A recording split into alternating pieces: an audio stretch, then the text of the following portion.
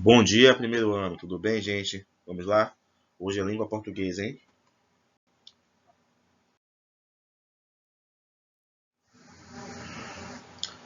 Vamos dar continuidade ainda ao nosso assunto fonologia e fonética na página 29. Eu acho que é a terceira parte desse assunto, né? Já vimos a questão da vogal, da semivogal, vimos a questão dos fonemas, a contagem dos fonemas, vimos os dígrafos. Então, quem tiver eu falando isso aqui e não sabe o que é porque não tem assistido aula, então precisa se atualizar, tá bom? Quem sabe o que é porque realmente tem assistido aula e foi bem no teste. Muita gente foi péssimo, né? Foram 2 pontos, SR, 3 pontos, 3,5. E tivemos outros que chegaram a tomar até 10. Então, deu para perceber a diferença entre o aluno que não assiste aula e o aluno que assiste aula.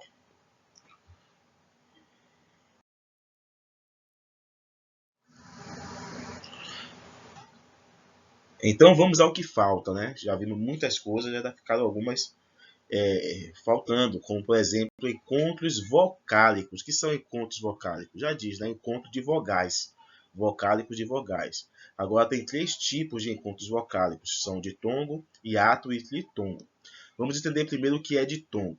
Ditongo é o encontro de uma vogal e uma semivogal. Então, se você sabe o que é uma vogal e sabe o que é uma semivogal, ficou fácil para você, já que a vogal tem um som forte e a semivogal tem um som fraco.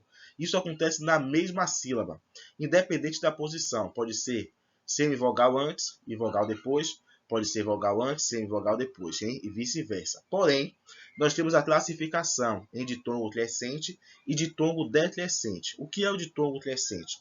É quando o encontro é de uma semivogal com uma vogal. Ou seja, quando a semivogal, o som fraco, vem antes, ali nós temos o ditongo crescente. Já o decrescente ocorre quando é o encontro de uma vogal com uma semivogal. Som forte antes, som fraco depois. Então, basicamente, ditongo é o encontro de uma vogal com uma semivogal, independente da ordem. Por exemplo, em memória, nós temos um som forte, depois um som fraco. Em aguento, aqui também, ó, leite, certo? Aqui eu tenho um som fraco, um som forte. E aí, essa união aqui entre duas vogais que ficam na mesma sílaba quando são separadas. Se eu separar a palavra leite, eu teria a divisão aqui. Isso é ditongo, certo? O encontro de uma vogal e uma semivogal. Sempre terei uma forte e uma fraca. Isso é ditongo, tá bom? Já o tritongo é o agrupamento de uma semivogal, uma fraca, com uma vogal, ou seja, uma forte, e mais uma semivogal. Sempre nessa ordem, em uma mesma sílaba. Tem que ficar na mesma sílaba quando eu for separar, certo? Por exemplo, iguais, nós temos um som de 3 vogais juntas, certo? São 3 vogais juntas e o som equivale ao quê? A uma semivogal, uma vogal e uma semivogal. Isso aqui é um tritongo. Se eu fosse separar a palavra, eu teria a separação aqui, certo? As 3 vogais permanecem na mesma sílaba. O mesmo acontece com quão, que é uma sílaba só, o monossílabo, algo que também nós já estudamos. E com Uruguai, em que aqui no final eu tenho um tritongo também, um encontro de 3, o agrupamento de uma semivogal com a vogal e outra semivogal. No geral, são 3 vogais juntas na mesma sílaba, se nós não nos atentarmos somente ao som.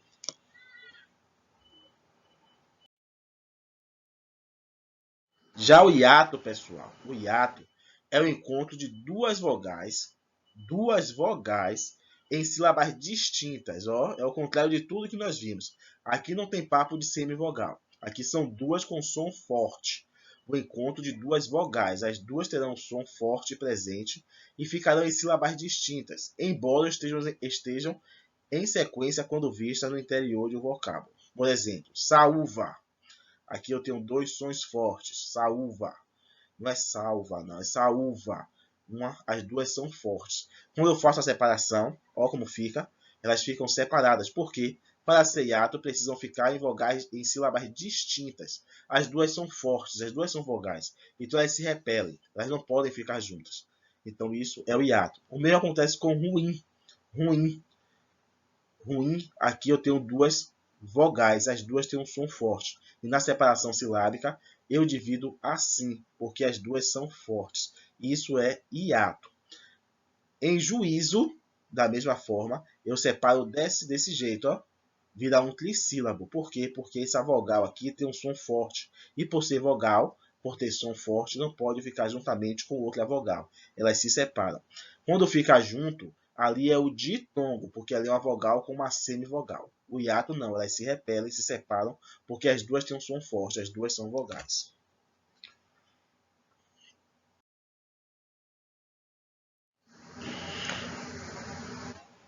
Outra parte do assunto que ficou faltando foi justamente encontros consonantais.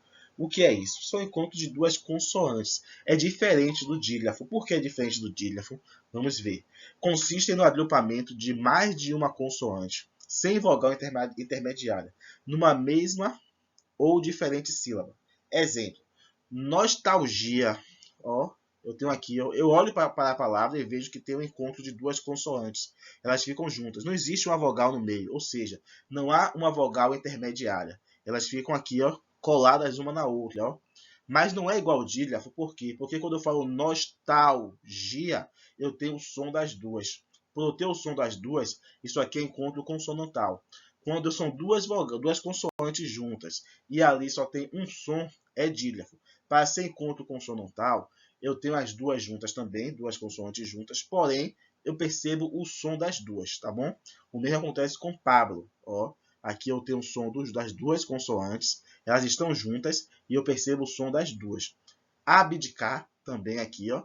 Eu tenho as duas consoantes juntas e percebo o som das duas, sem ter vogal entre elas. Elas ficam coladas mesmo, juntinhas. Isso aí é encontro consonantal, certo? Isso independente da sílaba, porque se eu fosse fazer a separação silábica aqui, de nostalgia, eu teria que dividir aqui, certo? Fica cada consoante em uma sílaba. Mesmo assim, a palavra junta consiste em um encontro consonantal, porque independente de ser na mesma sílaba ou sílaba diferente, isso é encontro consonantal. Já aqui não, fica na mesma sílaba o encontro consonantal, e aqui também eu teria a separação.